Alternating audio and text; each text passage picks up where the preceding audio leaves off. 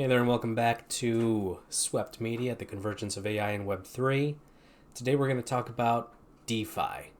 I think that's how it's pronounced anyway. I presume that it's a play on words for or with DeFi, DEFI, and then Danny Sesta came up with DEFAI, which I'm just pronouncing as DeFi. I think that it makes more sense, and it's this esoteric confusion that we like to espouse in the deep trenches of crypto Twitter, and then of course on chain. So that's what I'm going to refer to it as, DeFi. Anytime I refer to DeFi, unless otherwise specified, it will be DEFAI. And to do that, we're going to look at this tool called cookie.fun, which is a perfect name in part because of the reason that I just gave, where it's this confusing and esoteric name that is reminiscent of pump.fun. But I assure you, this is not pump.fun. It is nothing like that. You don't have to censor yourself when you go to this site and worry about the types of weird videos you're going to run into, or coins, or names. This is I guess you could. What we're using cookie.fun to do now is to look at DeFi tokens and figure out what DeFi is actually all about. It's a really brand new mini sector, I guess you could call it a micro sector of crypto, which may turn into something much bigger over time as AI expands and proliferates across the multi-chain ecosystem. So DeFi is decentralized finance with AI. It's essentially building or using DeFi protocols, decentralized finance protocols like lending and borrowing, staking, LSTs, and on-chain swaps, things of the like, using AI agents in some way, shape, or form. Whether that's full automation, like trying to trade swap arbitrage across liquidity pools on a single platform, or it's lending and borrowing and managing a portfolio, kind of like an algorithmic trading function. Like you might have a vault, you might have set up a vault with your own one of your own contracts, and that trades for you on an algorithmic basis. Any of those things and much more is considered DeFi. We've even talked about some of the projects that are featured here on cookie.fun before, but we'll get to that in a little bit. So that's the overview of what DeFi is, and we're going to take a look at basically where it lives right now, and that is primarily on Solana and Base. And you should be able to see my cursor here. Solana, the Solana DeFi ecosystem amounts to $435 million in market cap, and Base is $262 million, and Base is more than double that of all other chains combined at $115 million in market cap. So this is a very, very small sector, a micro sector of DeFi, a micro nano sector of crypto as a whole. In total, it's $813 million market cap, and it has less than 2,000 engagements in the past, looks like 24 hours. That's the time frame that it looks at. So again, a nano sector. Now, what are the tokens that make up DeFi? The top ones, like Fartcoin, it is what it is. AIXBT, really interesting one. In fact, we're going to take a look at that one. Virtual, I guess, AI16Z, and I also wanted to look at Triple V. Yeah, that should give us a good overview of things. So Fartcoin doesn't really need too much explanation. It's a very, very heavily community-led project. It controls a large portion of the mindshare, unironically 888% of the mindshare, but that doesn't mean that the market cap is necessarily the highest. Actually, I think Virtuals and maybe AI16Z, they have a higher market cap right now.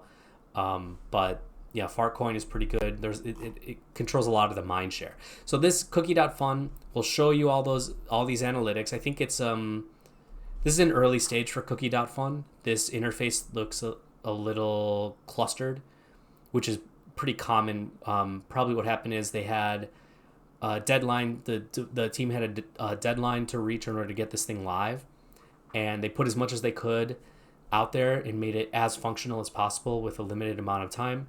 It doesn't look bad, but it looks like it's very rough around the edges. So I would expect that over the next year or so, as more and more people use this and they're able to increase the revenue or maybe spend, I don't know where they've got their money from or anything about this project. This is just my really brief analysis of just a quick glance at it, that they will learn to allocate the resources in a way that makes this look better and function better. I can tell you that there's a bunch of things I would change about this right now that wouldn't even take too long. But overall, it's a great tool.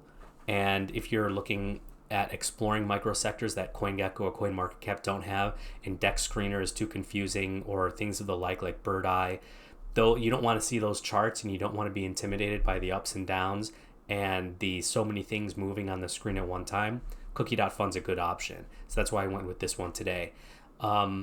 So yeah, let's dive into these coins here. deFAI, it's decentralized finance using AI. In the case of AIXBT, this is XBT is actually a venture capital, if I remember correctly. And what they've done is train a bot to automatically post stuff on social media, specifically X here, about the market. So they're scraping data from across social media and stuff that's happening on chain. They probably have an API with several block explorers to track the token movements of particular projects on chain, and the bot finds significant movements, or it identifies significant things that happen based on maybe a percentage of the mindshare that has engaged with an update, and then summarizes it and posts about it. It's been great. Honestly, AIXBT has been great because you can tell it's not biased. You can tell that it's giving you blow by blow of what's happening throughout the day, 24 hours a day. And no matter what time zone you're in, you're seeing what's happening right now. And yeah, it's not right all the time. There are inaccuracies, but they're few and far between. And I think the important thing right now is that we know that it's not a person just sharing their personal opinion about something, which is what I do. I guess I should stop there. But yeah, AIXBT is great, and it has its own token. Of course it does. The AIXBT token is about 25 cents right now on Base. Base is, again, the number 2 leading chain with deFAI tokens on it, largely because of Virtuals. Virtuals being that AI token launchpad. That's why Base is where it is, and we'll talk about Solana as well. If you want to learn more about AIXBT, come here or check it out on X. I think that this is one that you should be following. I'm following it from this account. Virtuals is, like I just said, it's the AI agent launchpad on Base. It is in direct competition with like Eliza OS or Sakaru Agentic Framework, which I talked about yesterday. I had the interview with Jack, the co-founder of Sakaru Labs. Virtuals now is at about $1.32 on Base again. I really would like to see the market cap. Where can I see the market cap on this page? Yeah, that's a lacking thing. That's something I would definitely add. Maybe we can find it in the overview. There it is. 860 was almost $1 billion. It probably was over $1 billion a couple of weeks ago before we had that big crash. But yeah, Virtual's cool project. I'd like to get to know more about them. Maybe in the next coming weeks. I'm going to be in Hong Kong next week for Consensus. It'll be my first time going to Consensus, so I'm excited to do that. Maybe I'll be able to bump into some of the Virtuals people there and pick their brains on stuff. Next, let's use cookie.fun and take a look at AI16Z. This one it had a market cap of like $2.5 billion. Now it is not there. Now it looks like it's only around $500 million, which is a nice increase from a couple days ago, but still much, much lower. You know, the neat thing about this is cookie.fun. It shows you like significant mindshare things, significant posts that have been made about each project along a timeline.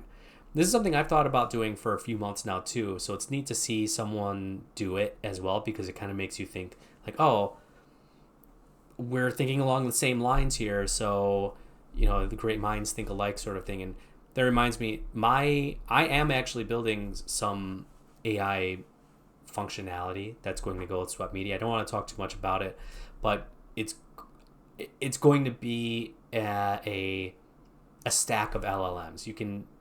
It won't quite be AI Swarm. It'll be a structured database, which a series of LLMs will be drawing insights from and then producing outputs for you. Think about it along the lines of, on one corner of it, it'll be like an AIXBT, but that'll be a swept thing that comes out. I don't have a timeline for it yet, one that I can share with you. But yeah, it'll be coming out soon.